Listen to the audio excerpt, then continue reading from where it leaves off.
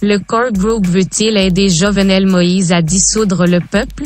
On connaît la boutade de Brecht qui propose de dissoudre le peuple quand il pose problème.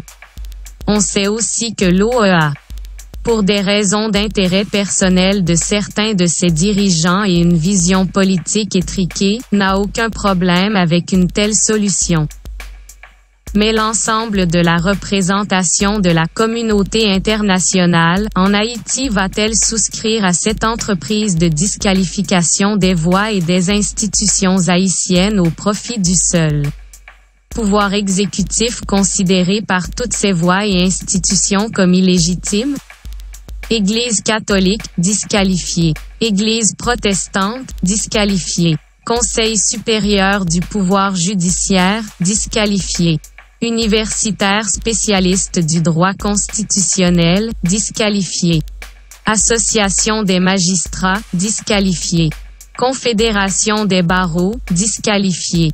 Personnalité de la société civile, disqualifié. Opposition politique organisée, disqualifiée. À quel autre pays ferait-on cela?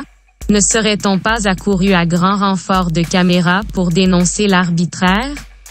N'aurait-on pas évoqué les droits humains, les manifestations réprimées, les arrestations arbitraires, brandi la menace de sanctions contre l'exécutif?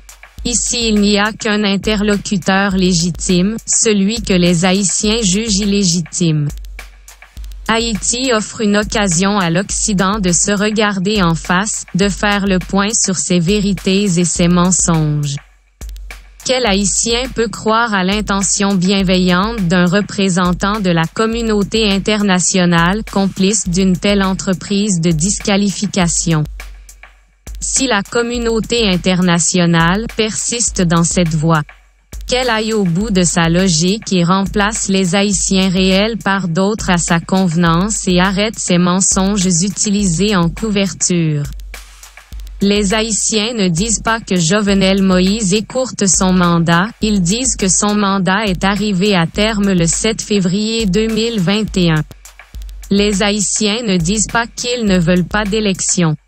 Ils disent qu'un pouvoir illégitime ne peut pas organiser des élections démocratiques. Mais il se dit que tel chef de telle mission a flirté avec les suprémacistes. Il se dit que tel autre chef de telle autre mission a des accords privés avec l'exécutif.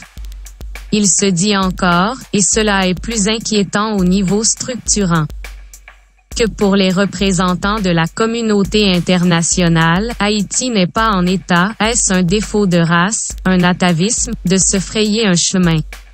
Tiens, un peuple qui a fait la plus moderne des révolutions de son époque, qui a survécu malgré l'ostracisme qu'il a subi durant au moins ses 25 premières années. À 19 ans d'une occupation qui a imposé un centralisme politique étouffant et posé les bases de la ruine de sa paysannerie. À une dictature de 30 ans ayant fait des milliers de morts et soutenue par les puissances occidentales. Ignorance de l'histoire, le faux semblant à la place de la démocratie réelle. La vision d'un peuple nul et de nul. Donald Trump a utilisé une expression désormais tristement célèbre. Mais concernant Haïti, la communauté internationale s'est révélée plus trumpiste qu'elle ne veut l'admettre.